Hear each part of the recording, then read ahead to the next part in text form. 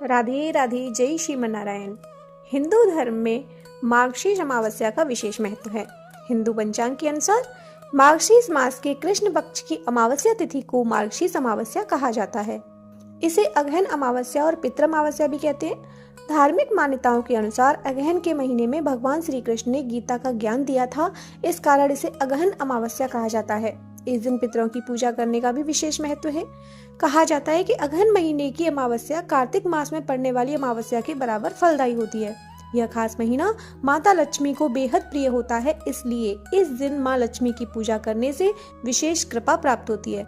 ऐसी मान्यता है कि अगहन मास की अमावस्या पर लक्ष्मी जी की विधि विधान से पूजा करने व व्रत के करने से जातक के सारे पापों का नाश हो जाता है। मान्यता है इस खास दिन पूजा व व्रत करने से पितृ प्रसन्न होते हैं और पितृ दोष भी दूर हो जाता है।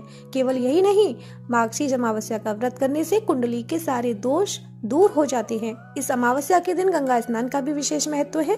मान्यता है कि अगर किसी जातक की कुंडली में पितृ दोष या कोई संतानहीन योग बन रहा है तो उसे मार्गशीर्ष अमावस्या का व्रत अवश्य करना चाहिए, क्योंकि अगहन मास में ही भगवान श्री कृष्ण ने गीता का ज्ञान दिया था, तो इसी वजह से इस अमावस्या को बहुत ही लाभकारी व पुण्य फलदायी माना जाता है। इसी के साथ अमावस्या तिथि की पौराणिक कथा श्रवण करने से विशेष सुफल प्राप्त होते हैं। तो श्रवण करते हैं अमावस्या की पौराणिक कथा। किसी नगर में एक गरीब ब्राह्मण परिवार रहता था।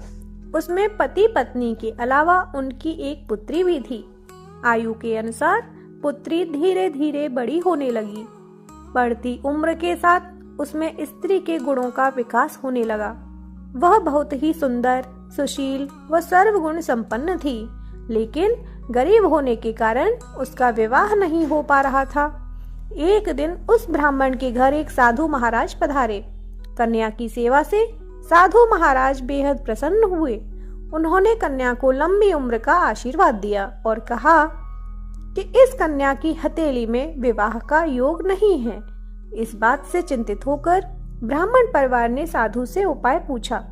साधु ने कुछ देर विचार करने के बाद अपने ध्यान के आधार पर बताया कि कुछ दूरी पर एक गांव में सोना नाम की धोबिन है, जो अपने बेटे और बहू के साथ रहती है।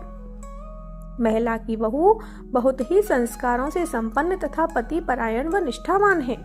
साधु ने कहा, यदि कन्या उसकी सेवा करे और वह महिला इसके सिर में अपनी मांग का सिंदूर लगा दे तो यह दोष खत्म हो जाएगा और इसकी शादी हो जाएगी। साधु ने बताया कि वह महिला कहीं आती जाती नहीं है। साधु की बात सुनते ही ब्राह्मण ने अपनी बेटी से उस महिला की सेवा करने को कहा। अगले ही दिन से कन्या रोज सुबह जल्दी उठकर सोना धोबिन के घर जाकर साफ सफाई व सारे काम करके घर वापस आ जाती। एक दिन सोना धोबिन ने अपनी बहू से पूछा कि तुम सुबह उठकर सारा काम कर लेती हो और पता भी नहीं चलता। बहू ने कहा, माँ जी, मुझे तो लगा कि आप सुबह उठकर सारा काम करती होंगी, मैं तो सुबह उठ ही नहीं पाती हूँ। इसके बाद महिला ने घर की निगरानी करनी शुरू कर दी। कुछ दिन बाद धोबिन ने देखा कि एक कन्या अंधेरे में घर आती है और घर की साफ सफाई करने के बाद चली जाती है। जब वह जाने लगी तो सोना धोबिन उसके पैरों में गिर पड़ी। पूछने लगी, आप कौन हैं और इस तरह छिपकर मेरे घर का सारा काम क्यों करती हैं?